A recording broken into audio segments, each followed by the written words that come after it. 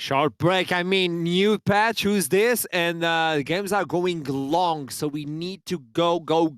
It's Guarp Gaming versus Rising Dawn, and this is a spicy one. New teams.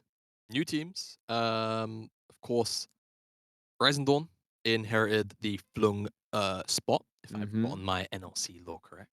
And Guarp promoted into the league. Yeah. Taking down AAB, may they rest in peace in Division 3. Actually, I'm gonna miss AAB on a very random tangent. Anyway, Guarp, a lot of sort of like fanfare around this roster, surprisingly in the community. And I definitely can understand why. Yeah. We'll get to it once we start to, move into the game and speak about the players individually. But I think this is probably gonna be, I hope, our even more fun game of the night. I think we've had quite a few games so far which have been pretty entertaining. I'm hoping this is a fun one, like our straight up bloodbath, like nonstop. Guarp is aggressive. Yes. This team doesn't take no for an answer, and now that we're looking into this new patch, I'd like to see how they adapt, because back in the day, you could kill. Yeah, back in the day you could. And speaking of being aggressive, Oh, there we go. on the opposite side of the rift, you may have noticed, Fangstead has made his way onto the Rising Dawn roster as the top laner. And need we really educate anybody on Fangstead's gameplay style in the NLC Division 2? If you need to be educated, well, it's as simple as, is he against two melee champions? Yes. Is he probably going to play Darius against you? Yes. Vangstead loves the endless aggression. And for now, as we get into picks and bans, it's actually flipped over. We're seeing blue side Wukong and Talia bans, and Karthus has been removed away on the red side for... I forgot Fire was on this roster. This is going to be a good game. No matter how you slice it, this should be our fun game. Finally! It's why I'm so excited. And we're going to see Renata taken off the table for the first time tonight, thankfully.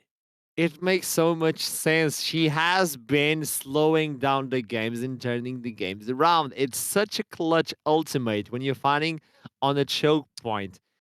This gives you a safety net. I think this champion is actually ridiculously strong. I'm not going to say he's OP, I don't think, if you play the map correctly, but one mistake can turn the entire game around. Lulu is also being removed. I'm not unhappy with that one. No, I think the best way to put it is she's really, really good at punishing like team fight mistakes, like positioning mistakes. Whether it's with handshake, whether it's with the ultimate, she's been doing it all night, and now we're gonna see Lilia come through. Been banned, I think 2 out of 3 games so far tonight. Could even be all 3. I'd say 3, yeah. It's 3 for 3. Wait, and we're gonna. No, it's a number. Oh yeah, I thought you baited me, and I thought you got locked in. So Lilia's gonna come in. Lucian is up and available. It's been ignored the few times it's been up. We'll see whether or not we have that change. Actually, the hover will go through. We will get a misfortune lock-in instead of anything that we are actually fairly used to. So excited to see Fred Spaghetti pilot that one on the Guarp side. And I expect something like the Viego, something kind of standard to get locked in. We've seen the potential. I think it was when we saw Lydia in Division 1, it was piloted into Viego. If it wasn't, well, the point still kind of stands. These slower clear junglers like Viego, or the slowish kind of clears like Viego on the first couple of rotations, can kind of get outpaced and out-tempoed, and FireL is the kind of player that loves to play for these, high efficiency jungle pathing gameplay styles. So we'll see whether or not he can accrue a massive lead for himself. And Bagstead's going to get his Camille, and we're going to have likely Akshan in the mid lane for Denzel. You've got Lilia, you want those AD solo laners, and they've secured that immediately. They're going to forego a bottom laner, probably for now. I don't expect Akshan to end up in the bottom side. And now Guarp have to kind of make a decision, right? They have their jungle and their AD carry locked in. They don't have a solo laner locked in, so they have to find something which is good into, at the very least, one of these matchups, because the other side of it will get banned away. And I'm going to say it. I would love to see on Rising Dawn Trundle support. I'm going to say it. You have a pillar that allows Akshan to go in the middle of the team fight and mobility. You have a Camille that can use it to hook shot into the middle of the team fight. And that is also a way to stop misfortune. 500 5,000 IQ, I would have to say. But Orn comes in. Yeah. You're selling this Bible to me well. Continue. It's good, isn't it? You So have an there's the Orn. box. And I'm thinking here, though. And here's the thing, right? I'm just going to derail this entirely. Here's the best thing about this. Nautilus is actually kind of good here for our Rising Dawn are going to ban it away. They banned away Leona. They're probably going to ban away You're Nautilus. going to take away Nautilus. But if Nautilus was to go through, you're pretty happy picking Trundle into that. Even Leona, you're probably even happier because she has the much higher stats. Yeah, but look at Orn. You can steal away from Orn. Orn in the late game, but I'm talking about the laning phase. It's going to be great. And not only that, actually, you can use the pillar to disrupt the Misfortune Armor. Yeah. Archer, I like where you're going with this. Are we going to see it? Probably not. No. But would it be bloody fantastic? Absolutely. I think we're more likely to see actually just the Nautilus come through instead on the Guarp side. And as for Rising Dawn, probably looking at something a little more standard. I mean, I think for now they have 2 solo lanes who probably are going to want to be played around with agency. I think given what we're seeing, they should have priority in the top side eventually. As the Azir lane is going to be a little bit tough to find priority around. So I really want to see something that should gain guaranteed priority in most lanes in the bottom lane. That can be a little bit difficult into something like Misfortune, but Sion Senna, it's good at surviving at the very least. And I think once it gets to a point where it becomes too tanky to kill, then yeah, certainly I think there's definitely room for it to flourish. But that's what we're going to end up with. We're going to have Lilia as the sole AP, as she typically likes to be. A massive front line from Sion, a lot of consistent damage coming out from Senna and Camille. Of course, even the Akshan. So how will Guarp round out this draft? I kind of predicted the North. I think now that they see the Senna Sion, they might kind of throw out a curveball. And there is our curveball. It's going to be the Swain support. That is amazing. The team fight potential coming in for Guarp. Aggressiveness. Being unpredictable. I like it. I like it from Guarp's side. On the other side, disappointed, but it makes sense. The Sion Senna makes a lot of sense as well. These are both teams explosive. Akshan alongside with the Lilia. What is going through your mind right now? What are you expecting from this one? Right. So what I'm expecting is actually I'm here though. Look at me. Look at me. From the bottom side. Okay, I'm looking at you, Archer. It's okay. It's all right. What I'm expecting from Guarp is pretty standard League of Legends. I think they're going to be trying to, at most, play around the bottom side. They should have priority around it. I think they're likely going to leave Vankstead on an island up in the top side. Let Vigo deal with that pressure by himself on Ornn. Is it going to suck? Yes. You picked Ornn into Camille. Deal with it. That's what you picked the lane for. I think we're looking at Fred Spaghetti Nugget, and you're trying to push this lane to have a lead. Hopefully leverage the mid lane priority that Quixie should have in this mid lane. And then from there, you're looking to team fight. Diving into the likes of a Swain, Azir, it's going to be very difficult to deal with. There's loads of zoning tools there. If you're diving into these AoE sort of spells where you've got soldiers down and you've got the Swain armor, it's going to be really, really hard to, try and focus down the targets that maybe you're looking for the Misfortune, maybe you're looking instead for the Viego so you can't get resets, things of that nature. I think that's what Guarp is. As for Rising Dawn, honestly, their options are kind of wide. They can play towards Vankstead. That's my expectation because it's Vankstead. They could also play towards the bottom side, try and shut down that area of pressure, even maybe towards the mid lane. If you can force Denzel to have priority, having the ability to roam with the Akshan is a very, very big deal. Something that the Azir can definitely start to shut down after a couple of levels in. We have the bird's eyes of the Rift as we jump into the fourth one of the night. First night at NLC Division 2. I would like to bring up the Conqueror Azir. It's not the Comet, it's Conqueror. I mean, if you want to go for that sort of runes, I could think like a lethal tempo to stack up and go for something sneaky. But the Conqueror, though. Conqueror is definitely interesting. I think Yeah. as a rune for Azir, you can proc it a lot faster than you think. If memory serves me right, the individual auto attacks do count as 2 stacks. What? Yeah, I think at some point it was 1. They're melee, though. But do you know where my knowledge came from? Okay. ARAM. So if they've changed it, unlucky. But I'm pretty sure it does proc off of the soldiers. Either way, looking at those sort of more prolonged team fights. I mean, it does kind of play into that, right? We've seen a lot of team fights which Hit are Azir. slightly longer. Ah, nah. I really wanted to see Azir stacks. And yeah, typically we do see things like Lethal Tempo come in, even Halo Blades, right, for the sort of quicker trades. You have to click him though. No, it's not. Oh, it's not happening. Okay, never mind. Yeah, we'll find out soon enough. But yeah, definitely an interesting rune choice when there's not really that much of a front line besides Fine Forever on this Scion. Sometimes I feel like most Azirs just value the ability to have that stacking attack speed from the Lethal Tempo, the ability to just get a couple of quick woes in with Halo Blades limitless. Getting a little bit bullied out, but this is one of the few times where Senna is weak in lane, right? No ability to sort of throw down the chains in trade. Only has that one spell available.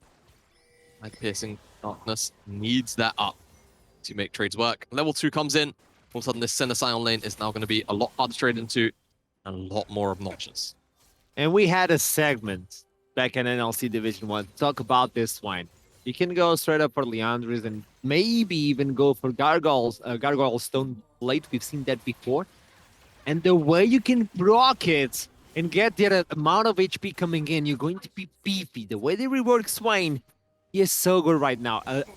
As long as you can glue yourself into the enemies, you're good to go in a team fight. Yeah, and I mean, even in this instance, I don't think he has to glue himself to enemies because I feel like Rising Dawn are likely going to be the ones that are trying to dive in and execute the high-value targets. So all Nugget really has to do is play on top of his carries and ensure that he is providing consistent spacing for Fred, Spaghetti, and for Quixie to play the game out. I think I look towards Rising Dawn and I say, you can probably do your best to ignore it, but eventually this Swain is going to come online on the support economy and be an absolute nuisance. So how will you respond? Will you, I don't know, try and actually burst out the Swain? Is he going to be too tanky? Will you just try and play around it entirely, kind of accept that it exists? I think plenty of choices there in the team fighting department. I think Rising Dawn, a couple of limited options really for engage, to be honest. As Vangstead gets kind of unlucky on that hook shot. I think it's one of those unfortunate bugs where you're quite close to the wall, you press a hook shot, maybe one too many times, and it trying to just eats it up and it sends you into the wall. Featured. Yeah, feature. Featured, yeah. Tear of Goddess already completed on top side in favor of this Ornn. He has enough time to stack it up. He's going to be even tankier. The Pimble Winter, unless he goes Madman and he goes for anything else. You never know what's going to happen. We know, though, that Viggo Mobson is kind of low, as the gank is going to occur onto the top side. Nothing happens right now, as Vanks is going to be pushed away from the lane, allowing Viggo Mobson to go back into base probably and heal himself up. Yeah, just forced to use his flash there, Vangstead. Definitely going to alleviate a lot of pressure onto Viggo. So that wave will be crashed in. Definitely something that I feel like a lot of players undervalue is from the jungle position, just fixing lane states sometimes. That's the thing, Ignite was not buffed! Nope. He's ticking, but the clock is not showing the time to die. This instance, he walks away with his life. 12-9, that's probably a solo kill. Less about. Unfortunate there. Denzel doesn't find it. No, finds the pressure, finds the flash, and that does mean Fire Out can come in. And potentially try and get someone like a flash, sleep in. That can be a very easy Azir to pick on. They do have a lot of stacking. Look at this. Double tier for the bot, for the top bot side of Guarp at this time. So they need time. And time is allowing Senna and Cyan to stack up as well. Even the action. Limitless is going to just get poked down. Level 4. Nugget is going to get rooted. But Decimating Smash is not going to connect. Lily is there, but the flash and the heal as well. Double summoner spells being burned just because the deer appeared. It's good enough. It feels good. I feel like Nugget did his best there. Even though the Decimating Smash misses, it still half does a job in keeping him down in the alcove. But unfortunately, it's able to get on top of him, able to flash away to safety. If it does connect, then maybe a higher chance of making that trade work. Like I said, double tier stacking. Galen in the river, pushing Fire out. Oh, Quixie is also there. Yeah, Quixie is here. I don't think it's going to turn anything. But it has to be a favor. beautiful shuffle if he wants to do anything about it. Oh, they want the dragon. It's Free Dragon, 6 minutes in. Fast one. Yep.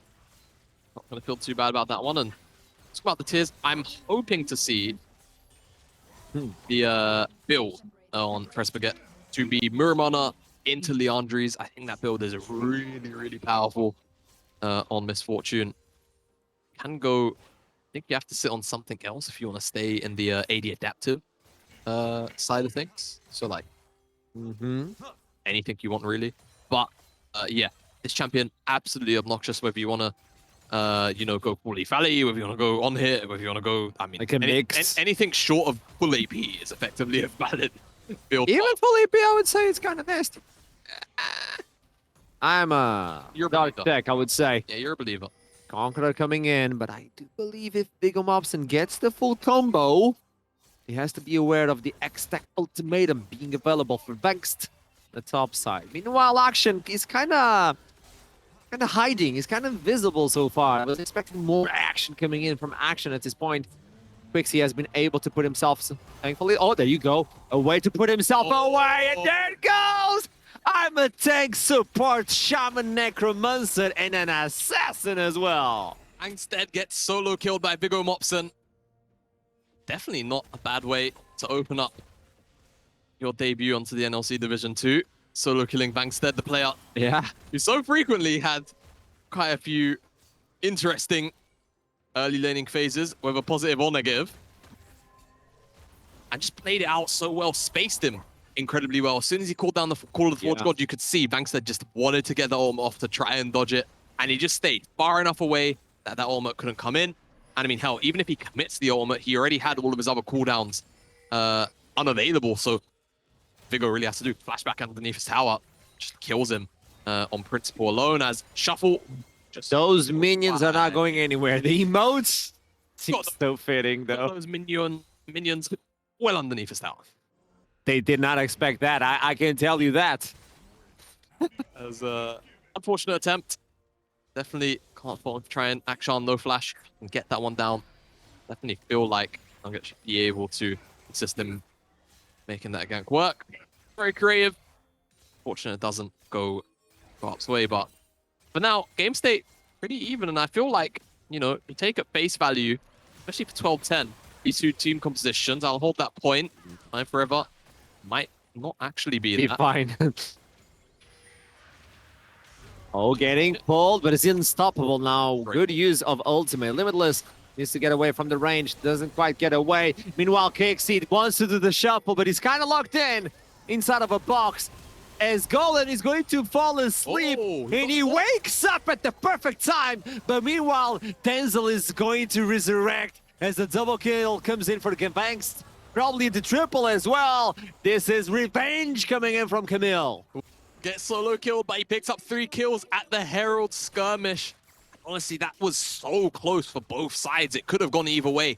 If Viego gets that another form on the reset, it's very easy for that fight to go awry, but Bangstead and Denzel hold fast. Firel does end up getting bursted down quite quickly after finding the sleep onto the Viego, but works out well. Bangstead, really good job of locking down the Azir to kick that one off.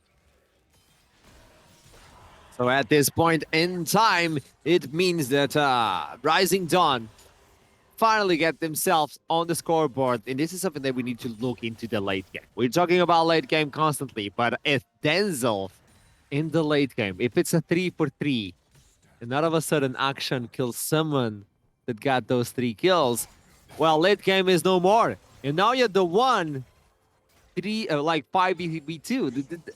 Action into this meta, I'm kind of scared because of the passive alone. So I think Akshan is definitely an interesting gem to talk about because he sort of sits in this weird, sits in this weird kind of purgatory, I suppose. Okay.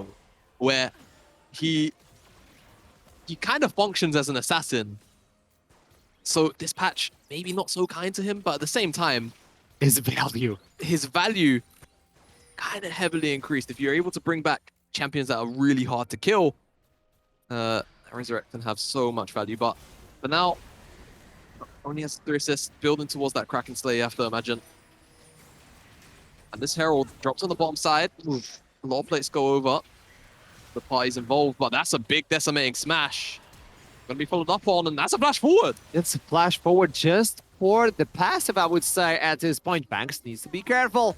He already suffered at the ends of the Ornn. He could suffer as well. You're talking about suffering. Sion wants to bring in the suffering.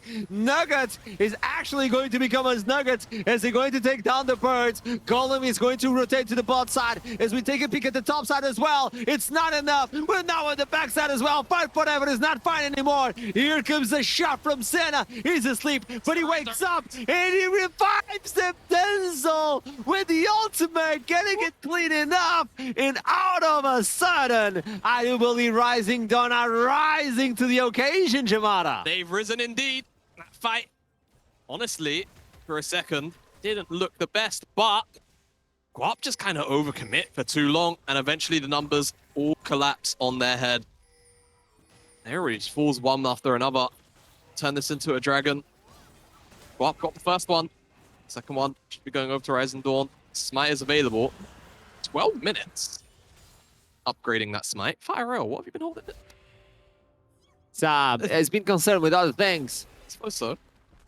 No, but exactly Nugget flashing in to try and get the hook, but nobody could follow up. They're really hungry for kills, but it's biting them. Oh, Vigo Mobster. Let's run away underneath the turret. Turret's a little bit stronger, so it's not going to happen. Denzel goes in, and all of a sudden he's like, no, it was only one bird! Why are there 2 birds on my lane? Still finds the 1-for-1. Yeah. Not bad in a situation like that where you get the Azir splash, and now could hopefully try and pick on him a little bit more easily. Has the Kraken Slayer as well. I don't think he had it in his inventory beforehand. I'd actually check on that. At the very least now, when he returns to the map, we'll have it. Actually taking a stock of items very quickly. Limitless has the Umbral Glaive, and awkward time, it's okay. Yeah, you wanted to see the items? Take a look at the goal.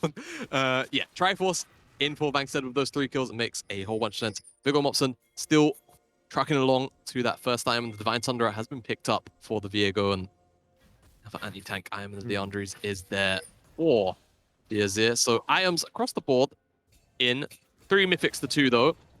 Rising Dawn are winning out on particular battle, as Vigor Mopson might not be winning out on this battle at all.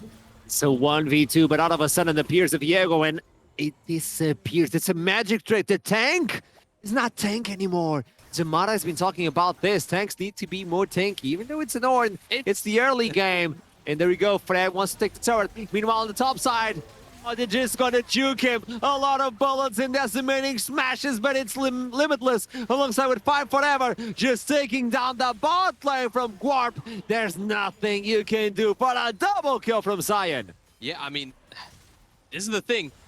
If you look at Guarp's composition, you look at how 12-10's been going, you say, okay, stable early game, pretty easy. Well, not easy, but like playing through the bot lane is probably your easy condition. Haven't been able to do that, right? I think 1-to-1, before all of the intervention, the lane was going fine, but now all of a sudden the map is falling apart, and in these kind of map states, it feels like players that, you know, would band around Vangstead probably thrive heavily on this one, indeed, and I think, for now, this is just going to be a game of catch-up for Guarp. They're going to have to try and hit their item spikes. They're going to have to do their best to look to play for those team fights because, I mean, FireL is probably going to have map tempo for a very long time. The ability to just consistently rotate very quickly with the Lilia passive, going camp to camp to, you know, jungle objective, and very quickly play towards whichever side he needs to in terms of what is the strong side of the map for Rising Dawn. And at the moment, it seems like they are playing back towards the top side. Now 1v1, and I don't see Ornn winning this one. The ultimate is not even available. Vangstead doesn't have his own ultimate, but it doesn't matter because Trinity Force is just going to take a huge chunk out of his HP. Denzel in distress in the mid lane. He's going to go down 1v3. There's nothing you can do. You're kind of squishy. With Sand is in sight, but it's not built up. Let's talk out a little bit on the tower, but I mean, even in the positive of finding the pick onto Denzel, it cost them 2 ultimates to do it. It's not exactly the investment you'd necessarily want. And I think they may be fortunate enough to have those cooldowns be so short that the dragon will spawn up and they'll have them back. But still, shows you how much Guarp need to make it back in this game. No. Oh, I want to talk about this. Swain went for the Moonstone. I love it. Huh. Where's that? Nah, Jamada, hit me. Nah, judge it. I know you want to judge it.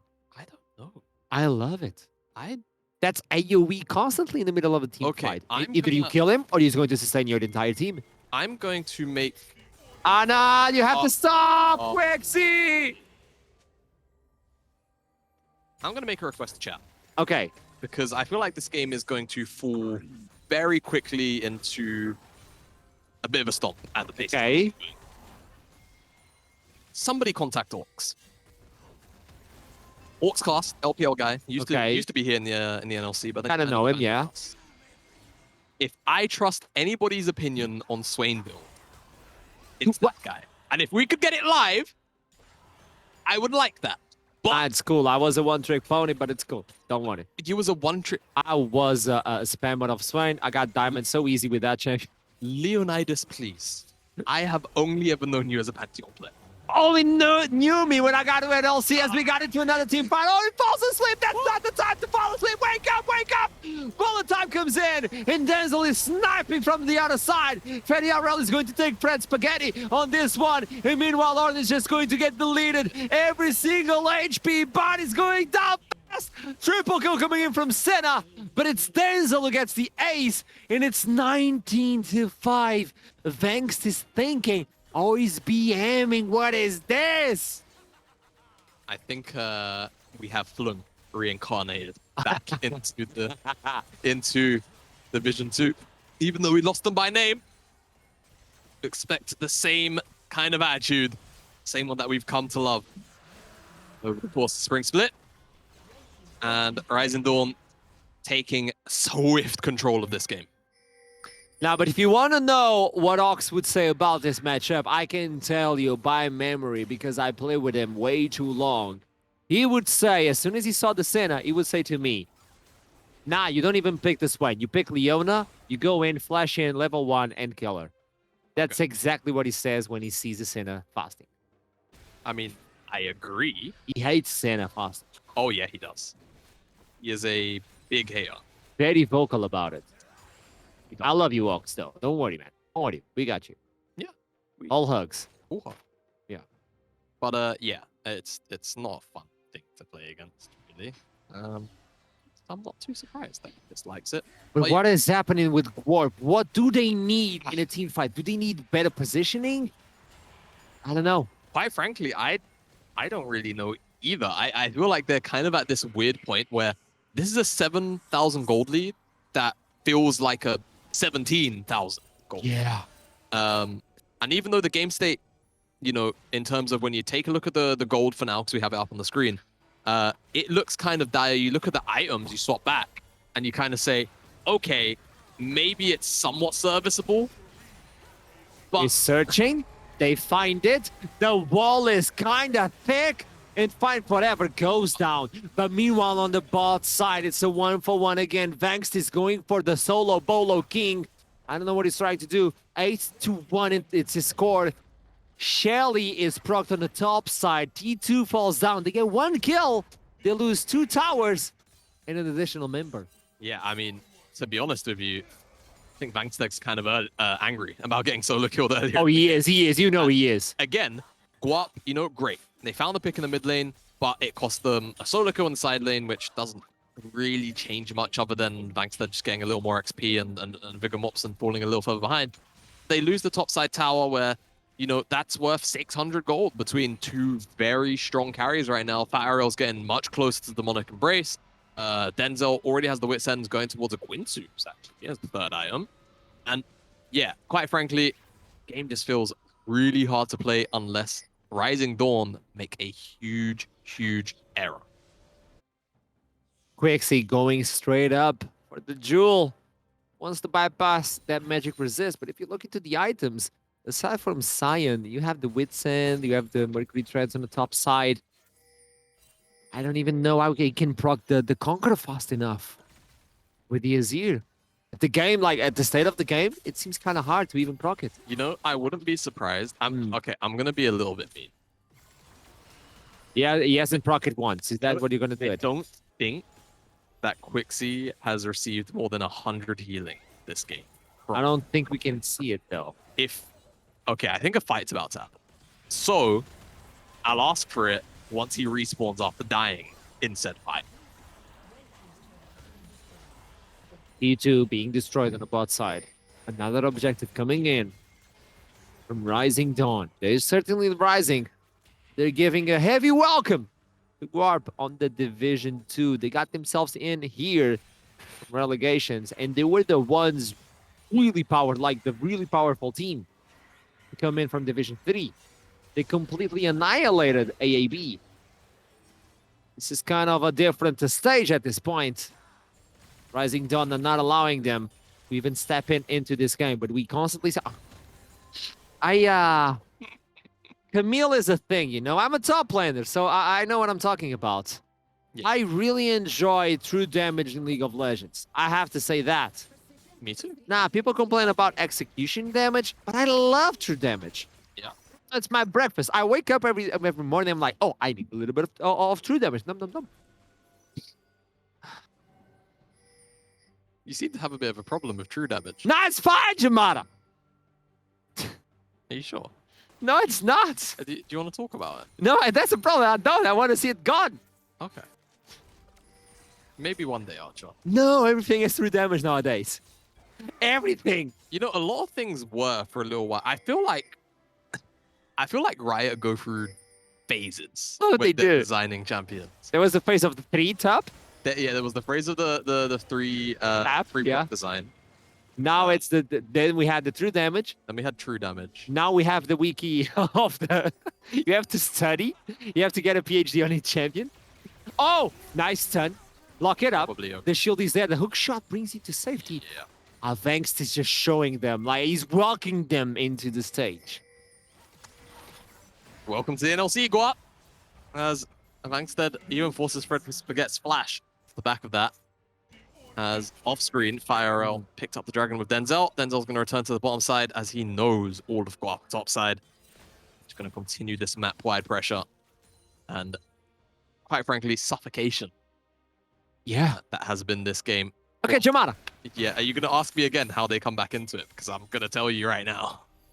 I was not, but now I want to know. Okay. What was your original question? No, I want to know about that. Archer, you should know me by now. I'm a realist. Yeah, that's why I'm asking.